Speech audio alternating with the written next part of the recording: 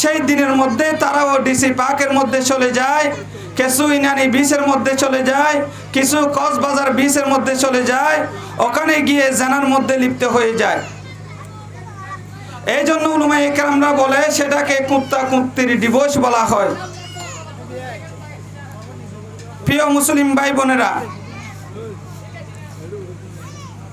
বিশেষ করে আমি আপনাদেরকে অনুরোধ জানাচ্ছি, যারা পরিবারের গার্ডিয়ান যারা আছেন তাদেরকে আমার পক্ষ থেকে অনুরোধ জানাচ্ছি, সেই দিনের মধ্যে আপনার মেয়েকে আপনারা কন্ট্রোল করার জন্য চেষ্টা করবেন, আপনাদের ছেলেকে আপনারা কন্ট্রোল করার জন্য চেষ্টা করে যাবেন।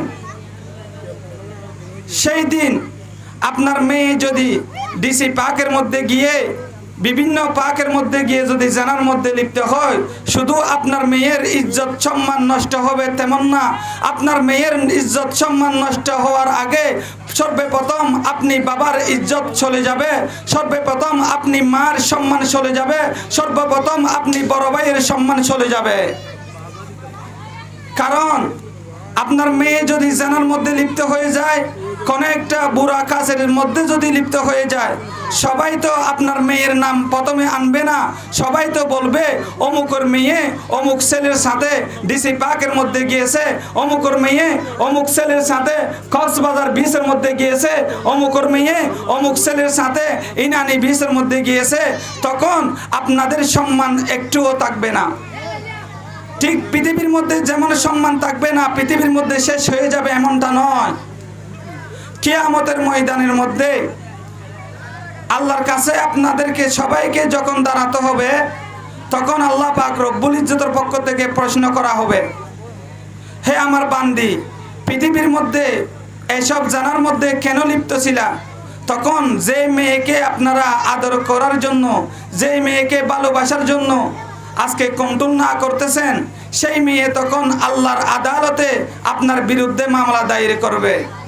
সেই মেয়েকে যখন প্রশ্ন করা হবে, আপনি কেন অমুক ছেলের সাথে জানার মধ্যে সময় দিলেন, কেন অমুক ছেলের সাথে জানার মধ্যে লিপ্ত হয়েছেন, তখন আপনার মেয়ে বলবে, আল্লাহ, পৃথিবীর মধ্যে আমার আব্বা ছিল, পৃথিবীর মধ্যে আমার আম্মা ছিল, আমরা যখন ইচ্ছা করতাম তখন চলে যেতাম, আমার মা আমাকে বাধা দিত না, আমার আব্বা আমাকে কখনো নিষেধ করতো না।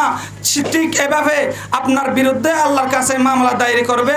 আল্লাহ যখন সেই মেয়েকে সেই অপরাধে যখন জাহান্নামের মধ্যে লিপ্ত করবে, সেই মেয়ে বলবে, রব্বানা আতিহিম দিফাইনি মিনাল আযাব ওয়াল আনহুম লানান কবীরা। হে আমার রব, পৃথিবীর মধ্যে আমি যে একটা অপরাধ করছিলাম, সেই অপরাধের কারণে আমাকে যদি জাহান্নামে যেতে হয়, আমি একা জাহান্নামে যাব না, আমার মা বাবাকেও আমি জাহান্নামে নিয়ে যাব।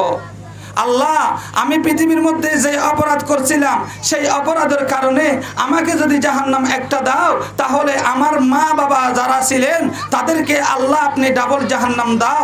আমার মা বাবা যারা ছিলেন, আমার বড় ভাই যারা ছিলেন, তাদেরকে আল্লাহ ডাবল জাহান্নাম দাও।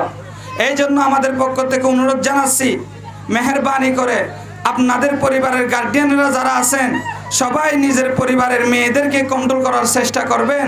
কুত্তা কুন্ত্রি ডিভোর্সের মধ্যে আপনার মেয়েকে ঘর থেকে বের হতে দিবেন না, আপনার ছেলেকে ঘর থেকে বের হতে দিবেন না। আল্লাহ পাক রব্বুল ইজ্জত আমাদের সকলকে বোঝার তৌফিক দান করেন।